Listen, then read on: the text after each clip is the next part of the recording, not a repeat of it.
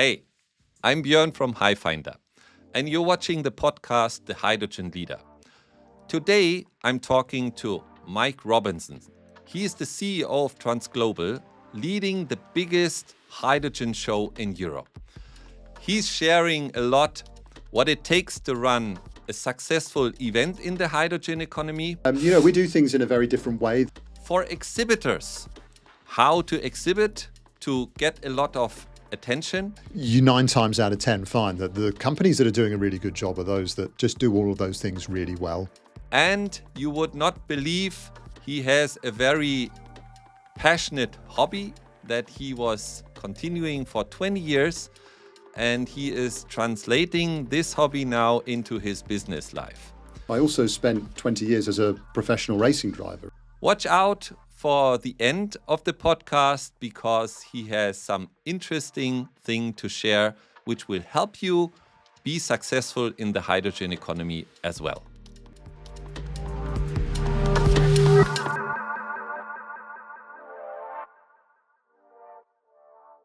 A warm welcome, Mike Robinson, to the podcast, The Hydrogen Leader. Thank you. Thank you, Bjorn. Thank you to you and Stephen for having me here. I feel, I've been in great company to see some of your previous guests. So it's great to share my story with you and with your audience. Yeah, I think you have a lot to share here. And as you know, with this format, we always want to know how you see the hydrogen economy, but also would like to know your leadership approach and your growth hacks to inspire other hydrogen leaders. Yeah. So I would like to start with a very basic question. Who is Mike Robinson? Well, Mike Robinson is, I'm the CEO of TransGlobal Events. We are the company that are behind the Hydrogen Technology Expo. Some people may know it as previously being run in Bremen. In 2024, we moved the event to Hamburg Messe in October. We're also responsible for running the event in Houston as well as the Hydrogen Technology Expo North America. And of course, not forgetting also Carbon Capture Technology Expo. Right. Yeah. But that's not so much telling me who is Mike, right? So I would like to go a little bit deeper. So what drives you? What are you passionate? Well, sort of 2 questions really. What drives me? I think I'm the kind of person that I like a challenge. I'm someone that I think thrives in a challenging environment. I like to be pushed. I sometimes feel that my best work happens where I really feel like my back perhaps is against the wall. But I've also very much grown up, in an environment where if something's worth doing, it's worth doing well. So I'm passionate about doing a job well and doing it in a way that perhaps no one else has done before. I like the process of sort of self-progression. I like the process of learning something new, and I like the process of getting better at something. And I'm very much someone that is a big believer in that failure is a really good thing, that you learn a lot of your really good life lessons from the failures. And often people don't always see the failures, but I think when you get knocked down and you have to understand, well, why did I fall and how do we not fall over in the future? I think that is something that I quite enjoy, that process of self progression and working on myself to do better.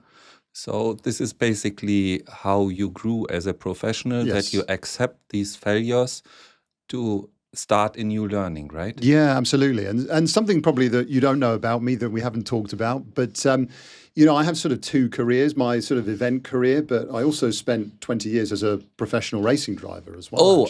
Oh, really? Yeah, and that you drove the car? I drove the car, yeah. And, it was a great opportunity and something that I managed to do and managed to race with McLaren and Aston Martin. And I'll show pictures later. Yeah. Crazy. But, that was something that I was very lucky to have the opportunity to do. My father took me go-karting, I think, when I was 12, so a little bit later than current day Formula One drivers, but something that I enjoyed very quickly and was fortunate enough to do over more than a 20-year period. And that was an environment where, again, I think I really started to understand that, I wasn't good to begin with. And but I enjoyed the process of getting quicker and Great, yeah. to understand the process of what I needed to do to be quicker. And I think that's something that I've translated into my professional business life, is that I enjoy that process, that part of finding something that I'm passionate about and perhaps not being very good at it to begin with. But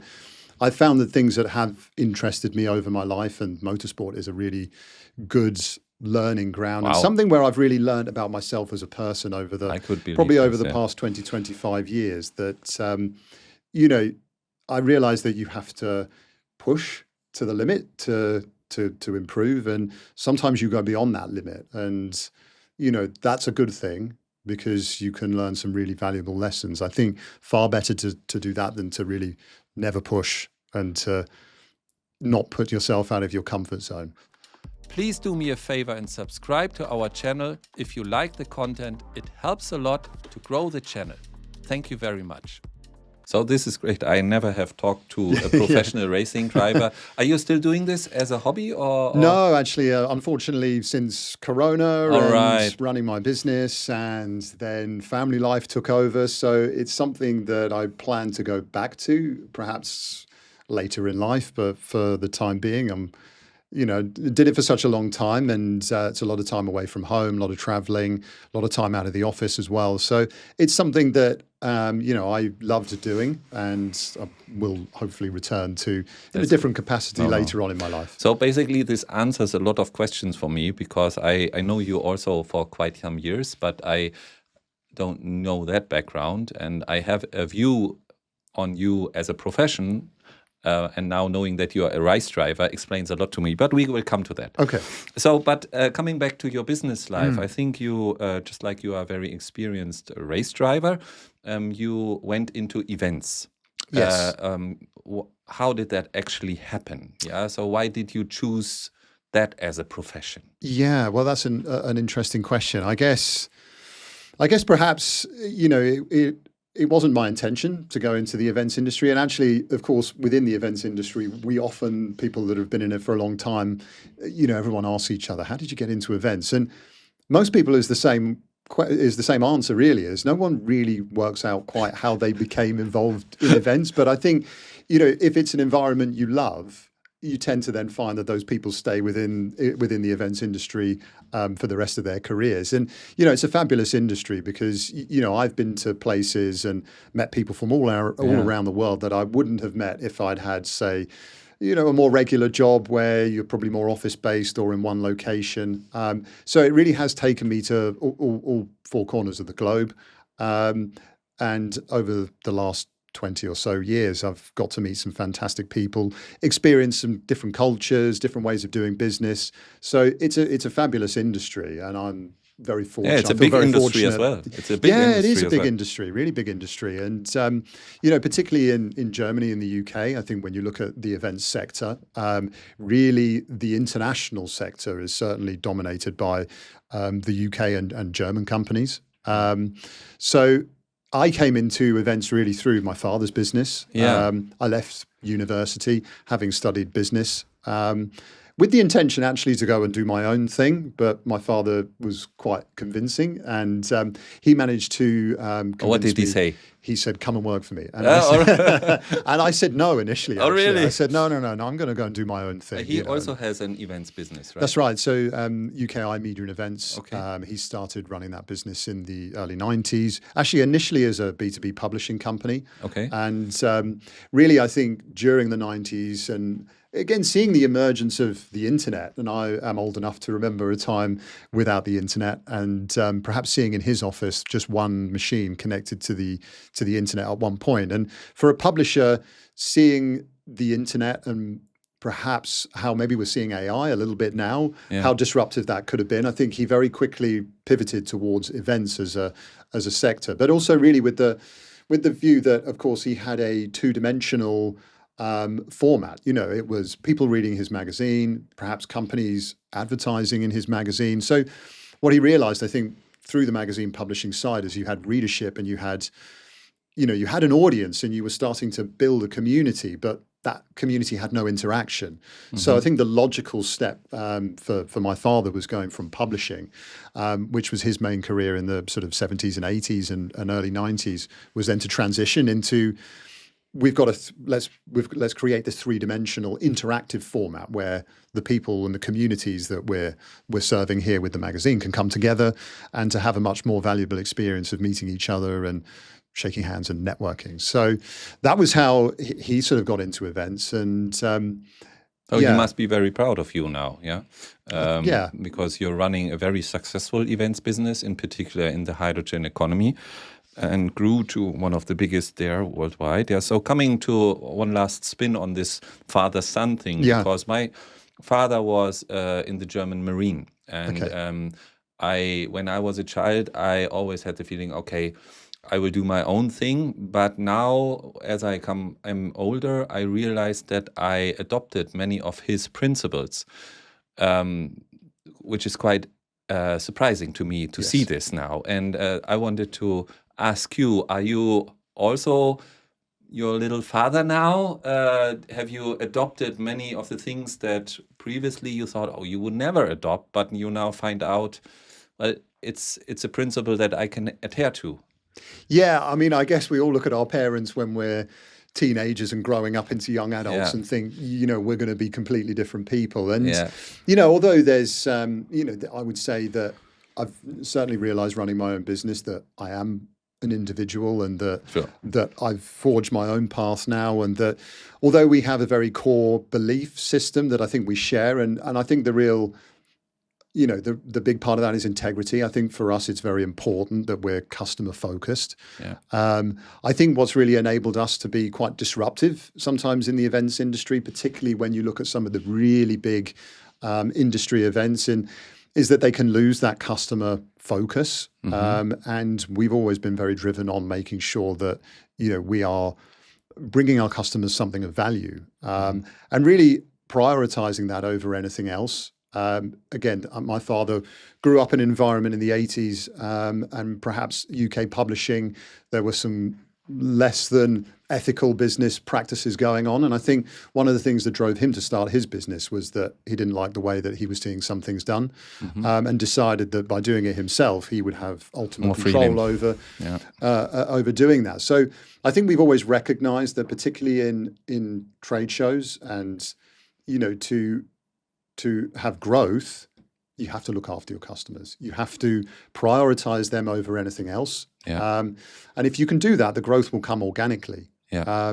And again, we're also very focused on, our employees and our team. And, we do things in a very different way that perhaps when I see friends or family that have worked for some really, really big companies, again, you can become lost. And I think for us, teamwork and creating a really family atmosphere. I mean, again, you and Stephen know you have a small team just as I do, and you just create really powerful connections, and that's something that over time we've tried to make sure that we keep as a core value to the business.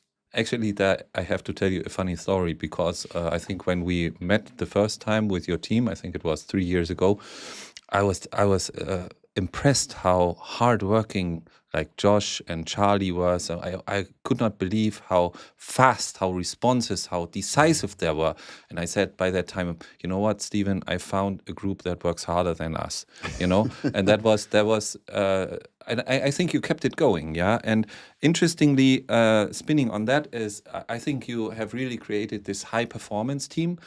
In many companies, that is a headline on a PowerPoint nobody really adheres to, but you must have this leadership principles or this culture. So how did you grow this culture in your own company?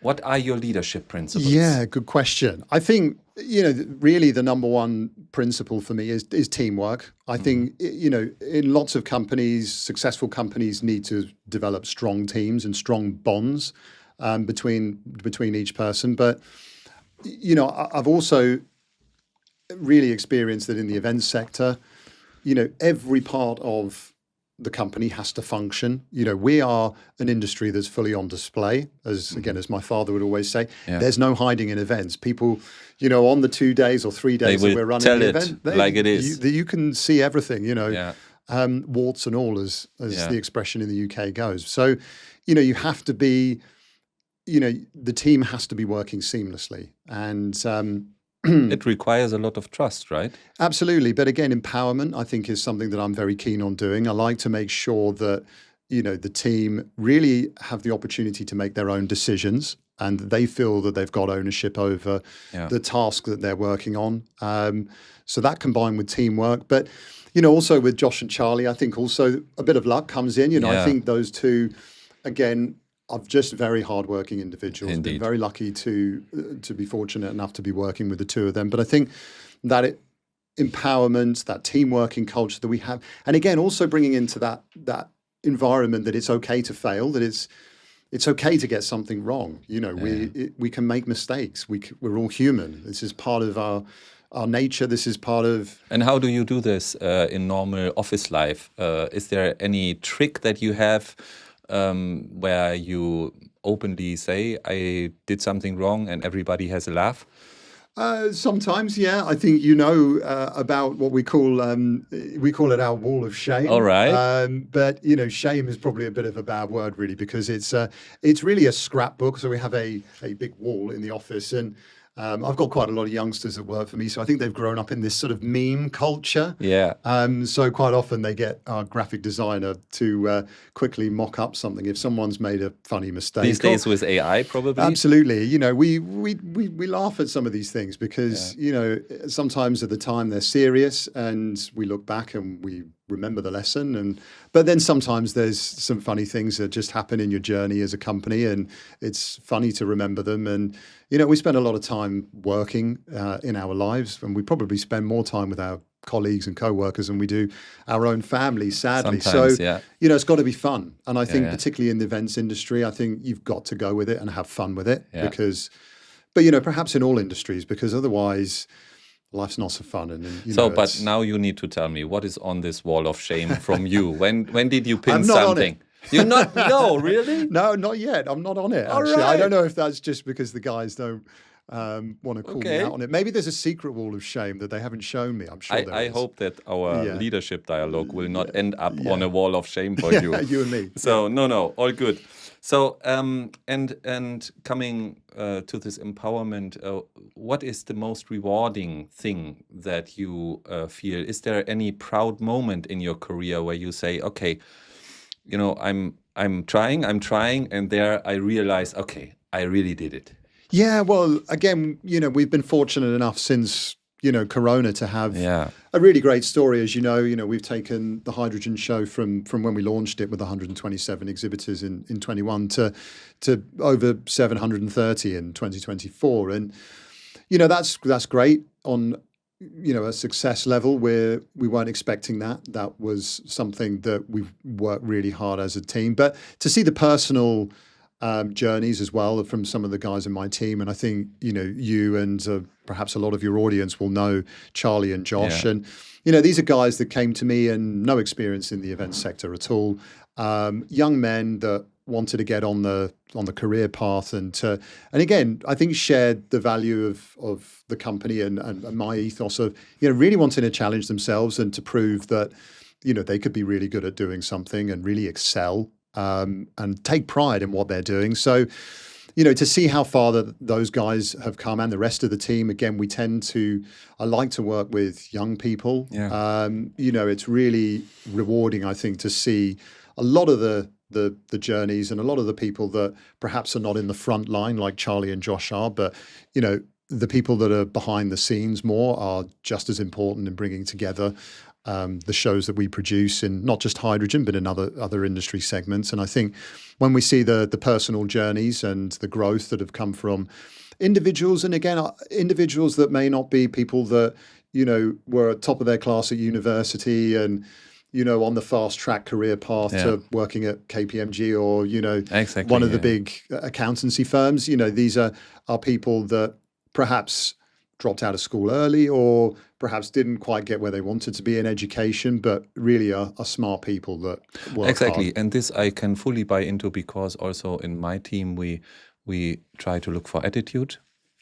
whether they are smart and whether they can get the job done, Absolutely. right? And if you then have this learning attitude, basically, then you grow much faster than having a great career, a CV, but then trying always to stay in that road, right? So Yeah, I agree. no, this is great. So actually, you mentioned already this Corona thing.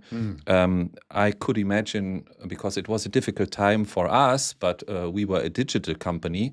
But I was at your show in 2021, and what I remember is it was more or less daily checking whether this show would take place or not. Yeah, and I think we decided to go to Bremen one day before, because we were all in lockdown. And I think that if you are running an events business in that environment, which is depending on interactions of humans, it must be horror for you. So how was this? When did you decide to do the show still? How did it actually take place? Yeah, absolutely. I mean, it's a really interesting part of our journey. And as you say, Corona was, for our industry, I hope, the toughest thing that we'll ever face. Yeah. Obviously, globally, it was a really difficult time for everyone. But for the events sector, I think we really had to, show our resilience and, and our ability to navigate the situation. And of course, by not being able to meet in person, our initial response was, like most people, to flip to digital quite quickly. It was immediately a format that I felt uncomfortable with. The thing that I've always loved about the events sector is that physical interaction with people, to shake hands. A lot of people like to hug in the business world. Dare I say it, even kiss on the cheek in certain cultures. And, that's something that I knew we'd never be able to recreate. And the other thing I thought that I was very conscious of at the time was that to be able to see something, to touch something, to see it in person, again, often when we look at things online, for example, if we were to buy a house, I think not many people would want to buy a home without going and standing in it and opening the door and to look at it. So I very much felt from the beginning that it wasn't something that I was comfortable doing, but knew that we had to do it to survive. But as a CEO, what I realize sometimes, you start going in a direction, but there is sometimes a point and turn where you say, okay, now it's the point of no return. You need to make a decision. And I could imagine that in that year, you as a CEO of that company was challenged also. Yeah. Was there one point that you remember that you say, okay, this is now yes or no, and if we fail, we lose a lot of money? Yeah, absolutely. There was two actually. Really, there was the virtual event, because I think originally the thinking, certainly in the UK, was that this was going to be something that would blow over quite quickly. So when we went into lockdown in March, I think it was of 2020, the initial sort of feeling from and what the government was communicating to us in the UK was that this is most likely going to be something that will last until June, and we'll quickly move past it. So initially, event organisers were scrambling to try and reschedule their events to the autumn. Okay. But of course, obviously, as we went through that time period, and as everyone started to understand Corona in more detail, and we started to realise how serious the situation globally was becoming, we had to make a very conscious decision that, right, we're not going to run these things in the autumn. So what is the future of our industry at this moment in time? It looks like it might be digital. So I elected to run two of our events that were not in the hydrogen sector digitally.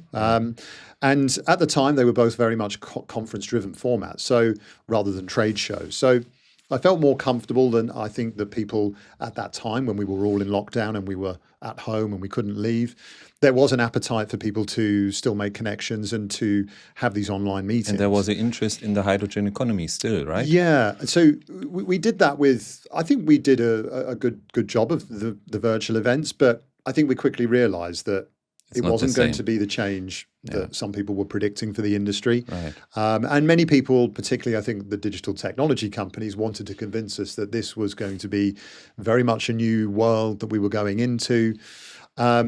Perhaps maybe an old-fashioned mindset. I thought this isn't something that I think is going to take off.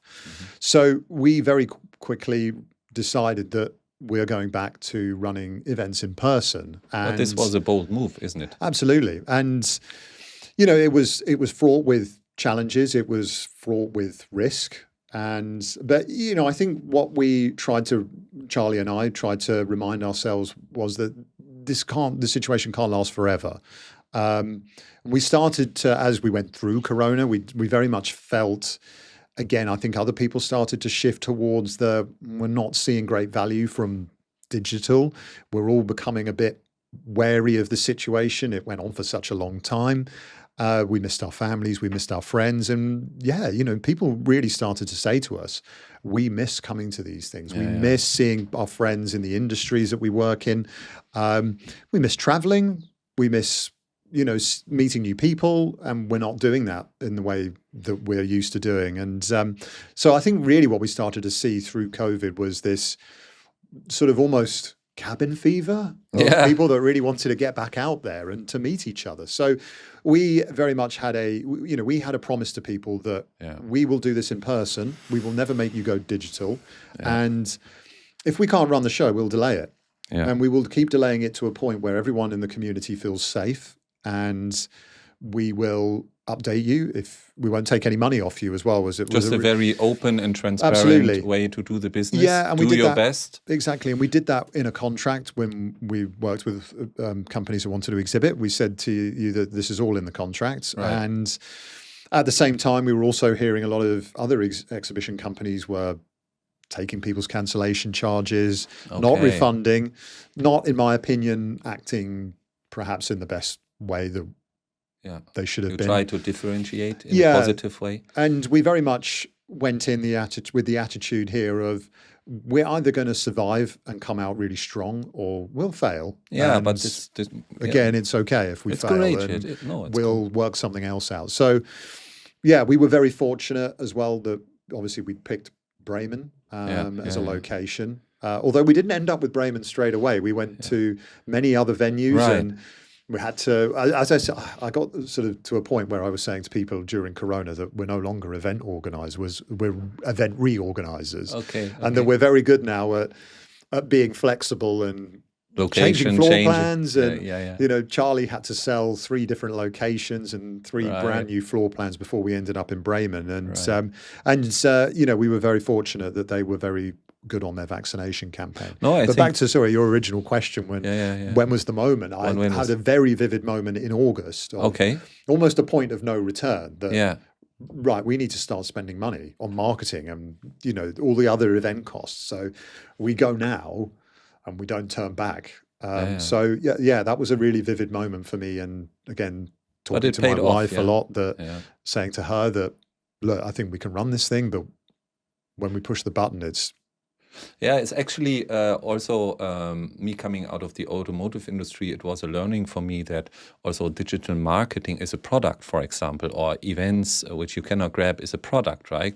Highfinder also has a product which is hard to take in your hand, but it's of value, right? As long as you provide value, it's worth spending money on it, Okay, but you didn't stop in Bremen. You moved to Hamburg now. You're rightly saying you're more or less the biggest in Europe already. So explain, why did you move from Bremen, which was quite good, as you said, to Hamburg? What is the story behind there? Yeah, I mean, really the overriding reason was that we'd run out of space in Bremen. So when we ran the show for the last time in 2023, there was no more exhibition space left that we could really grow into. I think over our event dates, all of the hotels in the local area were sold out. So, you know, and it was a real shame because, you know, to Bremen as a city and a state, and to the Messe and the people working there, they were fantastic. They were really excellent to work with. A really great location. Again, people that really shared our passion not only for events, but also for hydrogen, and a real cluster of projects and emerging opportunities going on in Bremen and Bremerhaven. So, we left Bremen with a heavy heart. It was a difficult decision, but we knew we had to make that decision. Yeah. So, we were sad to leave. But you went to Hamburg and not to London.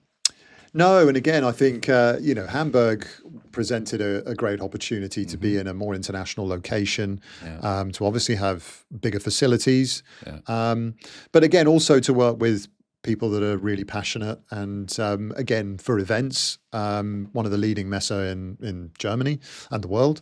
So it was great to be working with a great team in Hamburg, but also good to just have somewhere with more space, more hotel rooms, easier flight connections. What I know about Hamburg is I'm born near Elmshorn, so I'm from the area. But over the years, I think the mayor of Hamburg also demonstrated real passion for the hydrogen economy in many projects and messaging. Was that also a reason that you say, okay, Hamburg really wants to be that German spot for hydrogen? Yeah, absolutely. And when you can see, a lot of the time we talk about hydrogen, but I think also we talk a lot about energy transition. And again, I think lots of energy companies located in Hamburg, strategically, obviously on the North Sea coastline.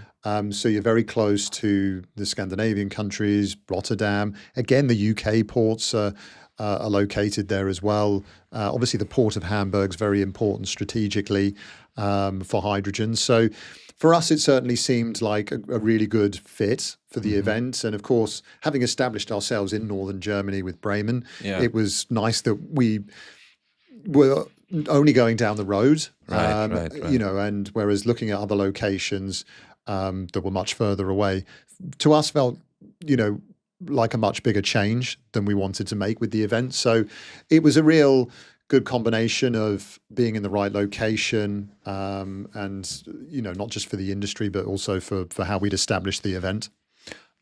Okay, and given your vast or your great experience in the event industry, I want to ask you two questions. One, what makes a great event?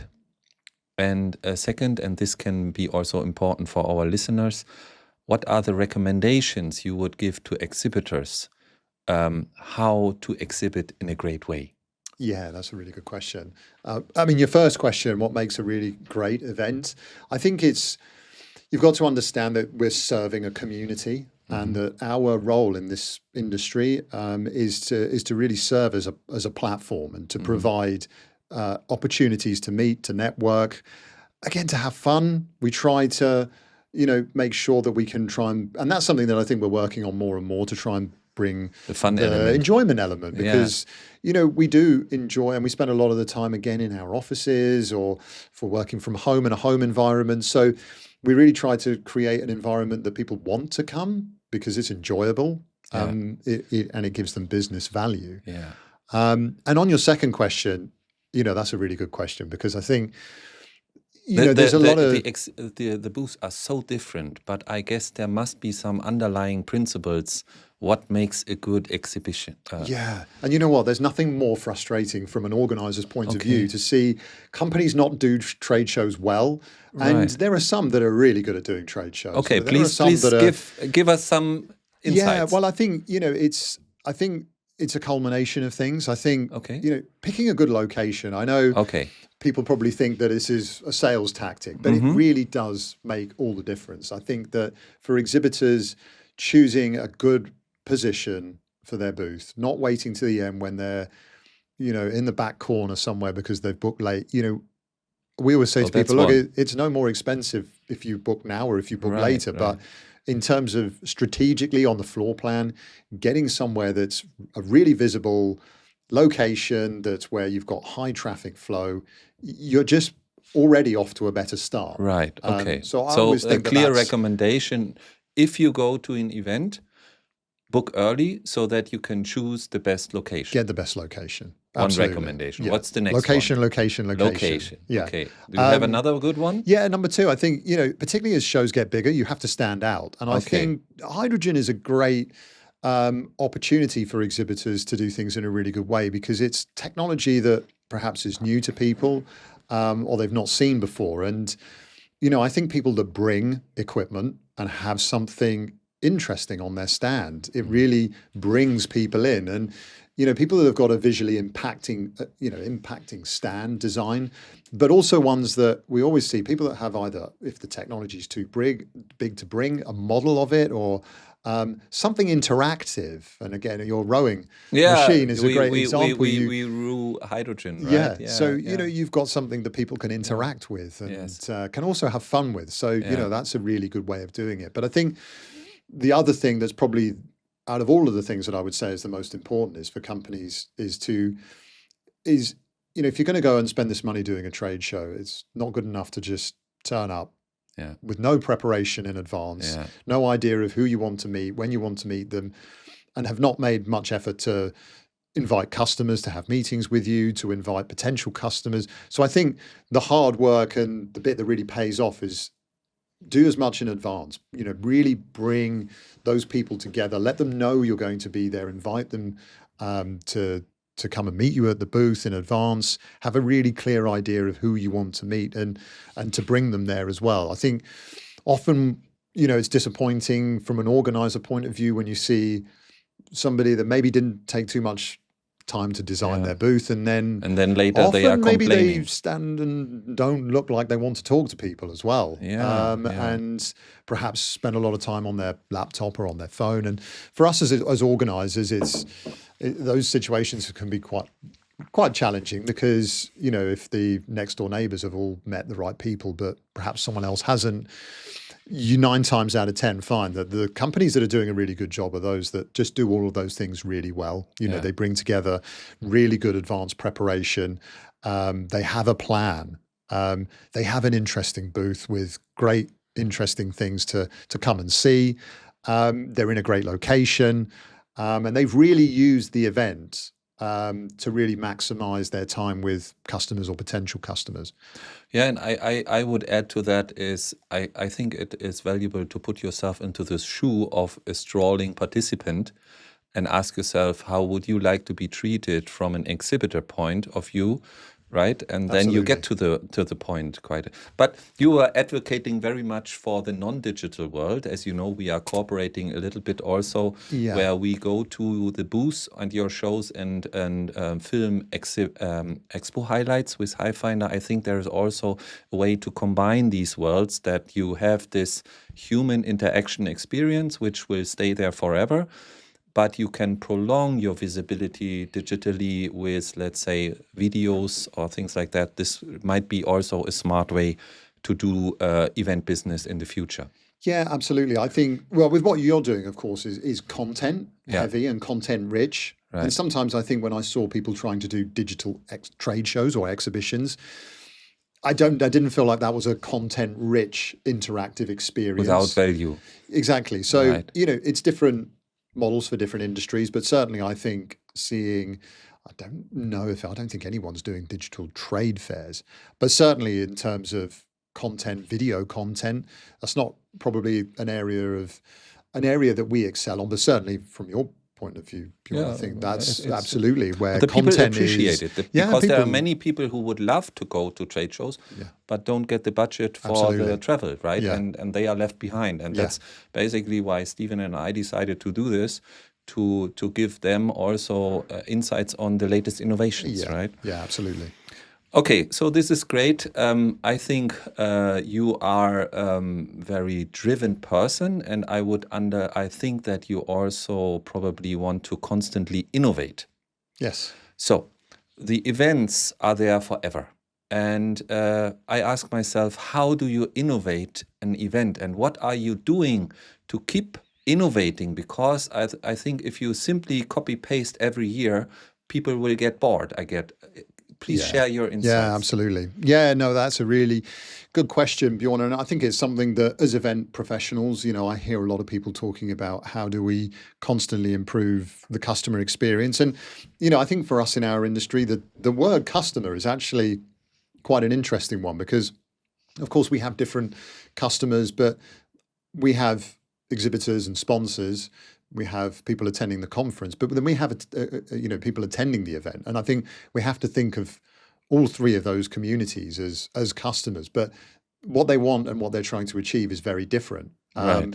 I think we're really trying to focus on the audience journey. And of course, AI is something that I guess everyone is extremely interested in at the moment. So one of the things that we're trying to really focus on more is this sort of audience-driven approach where perhaps we can use AI to really customize a format for, every attendee has a slightly different requirement. And if we could harness or utilize artificial intelligence to really provide almost like a white glove service for people attending. So you have events. Your event assistant that tells you, go there, meet this guy. Those is most valuable for you. Yeah, and I was at an event for event professionals a couple of weeks ago, and we were talking about our registration forms. And often we spend a lot of time as event professionals trying to gather as much information like.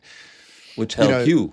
Which help us, exactly. Which help us then communicate to potential exhibitors. Oh, we have this many CEOs coming. We have this, that have this spending power. And, that's actually a slightly backward way of thinking and something that we're looking at changing. That's because, interesting, it's the only people it's serving is us, the organisers. Whereas I think what we want to do is change that so that we're actually finding out much more about each individual person coming to the event. What are you looking for? What technologies do you want to see? It's something that we get asked a lot where people are trying to perhaps, particularly as our events got bigger, it's more difficult perhaps to find, right, I'm looking for electrolyzer manufacturers. Where are they? But if we know that about the individual, perhaps, trying to harness artificial intelligence to really provide a bespoke, tailor-made, service for each person attending the event. And, by default, again, that should come back to helping our exhibitors, that if they're meeting more people that are interested in. So if you're an connecting the right people with the help of AI. And that's what we do as an industry. We're we are there to facilitate people meeting each other and networking. Our event is an environment for people to meet. So we have to try and make it easier for the right people to connect with each other.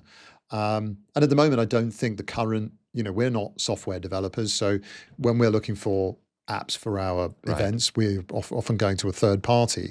So we're slightly limited by the technology that's on offer to us, but certainly feedback that we're giving to some of the companies that we work with is that, look, this is slightly backward and that really we should be enhancing the experience for the attendee and helping them find the companies that they want to meet, because that way, by default, we should be serving our exhibitors better, but also our audience better. So in terms of engagement, I think, particularly with event formats these days, I think, our philosophy is shorter. I think there's some industry events can be 5 to 7 days for some big shows, and I think that's a lot of time.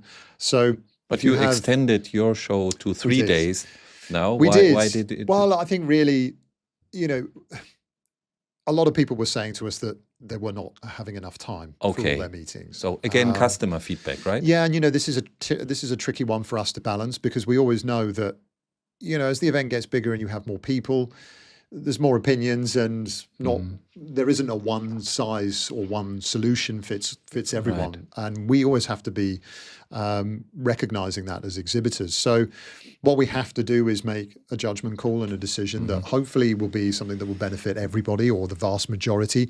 We always know, and we have to keep in mind, that we cannot please everybody. But certainly a lot of companies had started saying to us that, look, 2 days isn't enough time. Certainly in the hotel that I stayed in, my team stayed in Hamburg, on the build-up on the Monday and Tuesday before our Wednesday, Thursday event, we had some of our exhibitors had booked meeting rooms in the hotels just to try and meet some of their customers. We had some people saying, could you open the doors for us at 6 o'clock in the morning because we need to have some extra time. So, but I don't think we'll go longer than 3. I think 3 is the limit, but for a big international show, again, to try and bring people in from further afield, 2 days is a very small window. So we want to try and bring a more international audience in 2025 and beyond. So I think 3 will strike the right balance.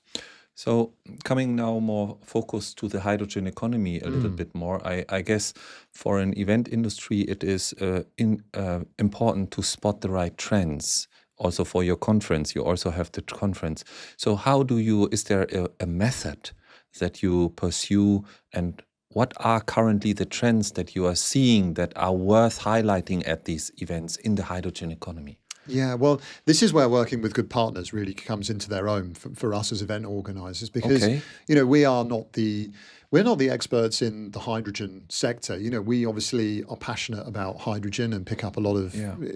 information along the way and do a lot of research. But ultimately, to serve these communities, we really need to make sure that we work with strong partners. So, we spend a lot of time speaking to the people that are the experts in the industry to understand what worked in our event in the previous year, and we take the feedback and we take the good bits and we take the bad bits too. We have to be proud when we've done something well, but we also have to recognize and not be proud when we recognize that perhaps something wasn't quite right, we need to improve, or there's just a topic area that we're just not covering. So we really spend a lot of time with some really close So you partners get that we advice work in there. the industry. Yeah, that we say to them, hey, look, your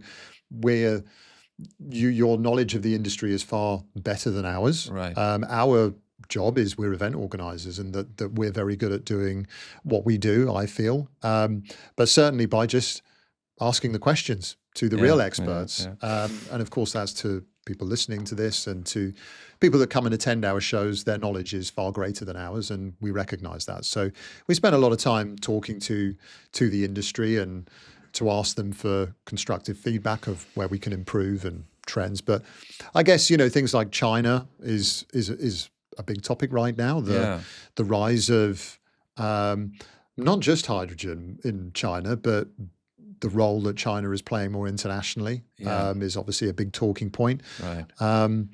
And again, what direction do we think hydrogen will take? I certainly see, some impatience from some people in the sector. I think, hopefully we're all realistic that this isn't something that's just going to magically appear. I think hopefully there's no one under any illusion that this is an easy task. I think that, with any industry, particularly a new emerging industry or one that's experiencing excitement like hydrogen, I think it's really important to temper that excitement with realistic expectation. And to recognize that really we're talking about a long-term sort of progressive switch to using more renewable energy. But again, I'm very much of the opinion that the over-reliance or having expectations that one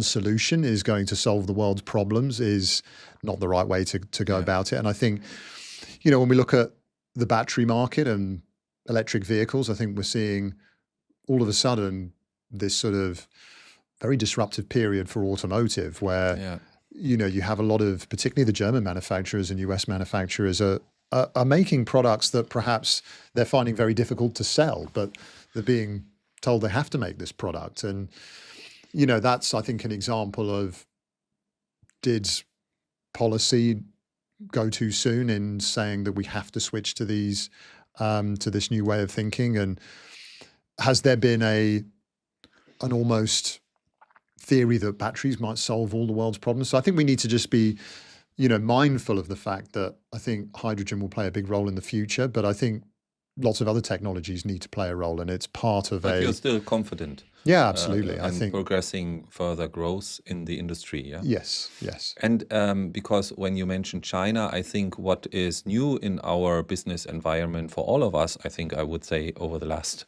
months, is this shaking geopolitical environment, right? Where you have news which are so big that you have the feeling it's affecting us. So you also have a show in Houston, and we have a lot of these type of news coming from the US. Yeah.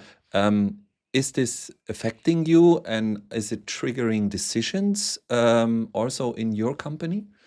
Yeah, absolutely. I think, we always knew that this was never going to be a straight line curve, and there's going to be moments along the way in the industry that either moments that slow the rate of progression in the industry and areas of time where things can accelerate as well. Obviously, the situation in the US is different to how it was 12 months ago. Obviously, there's a new government in place, and some people are not quite sure exactly what's going to happen. And I think the one thing maybe we can all agree on with the new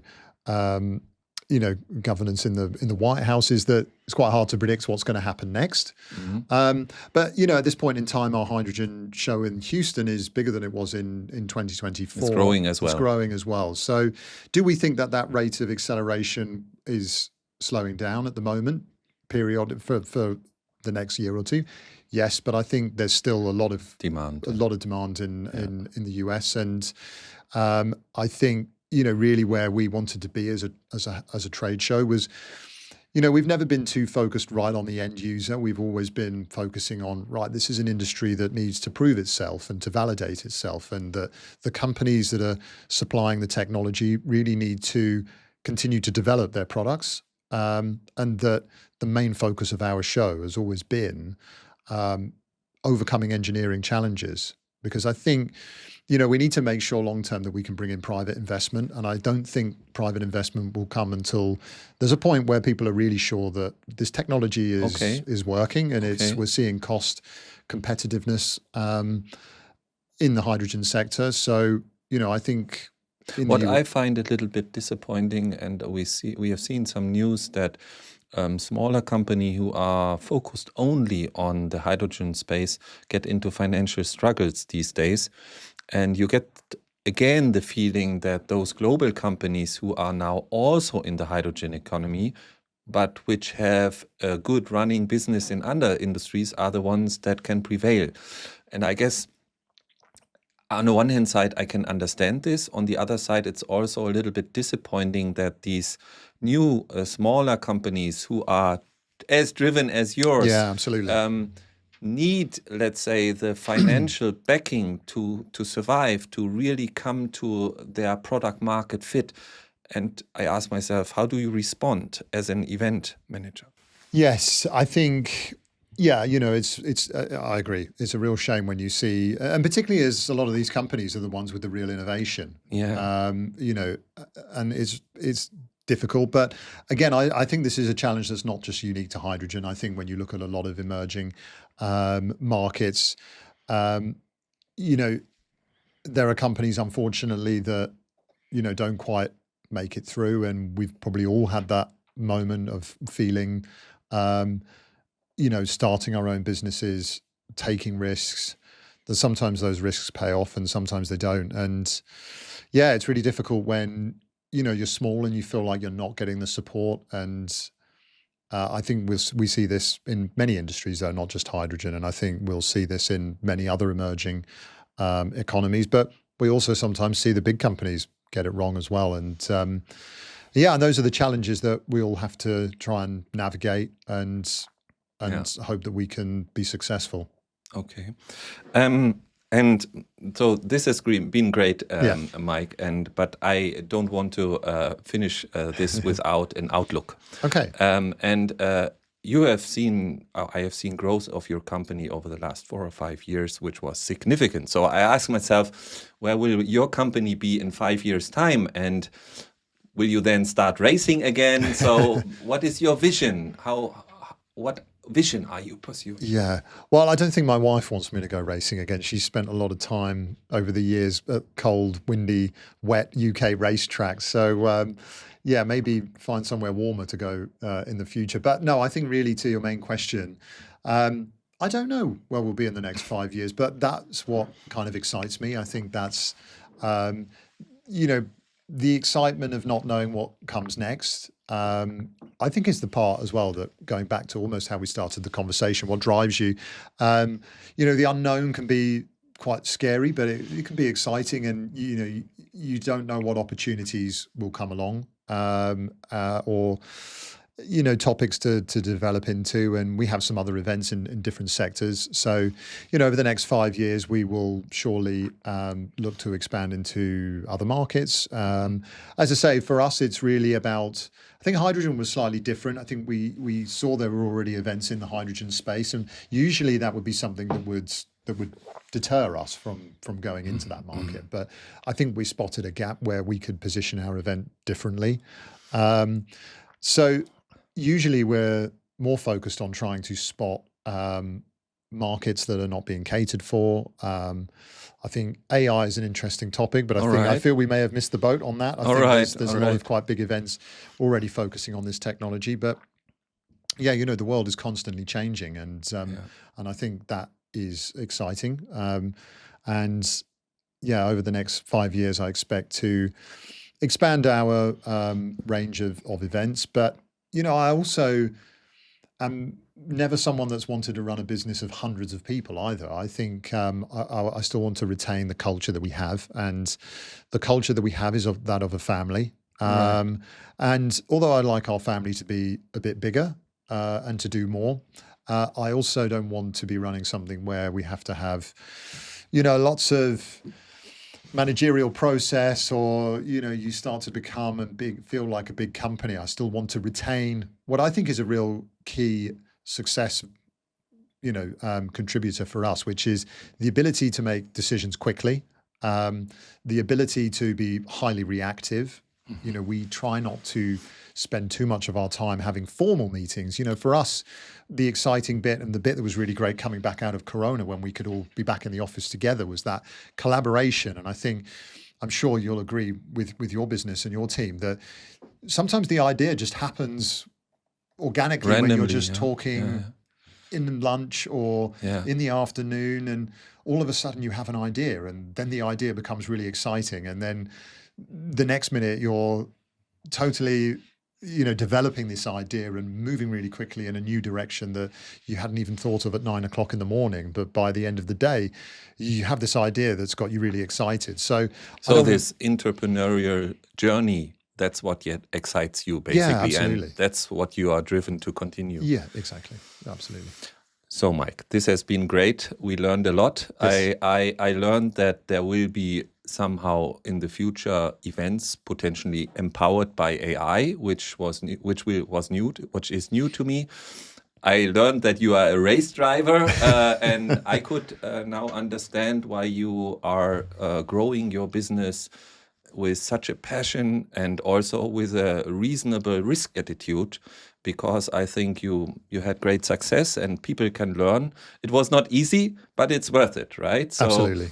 Thank you for being on the show. I hope that people understand now what it takes to create a great event, and thank you for sharing these insights.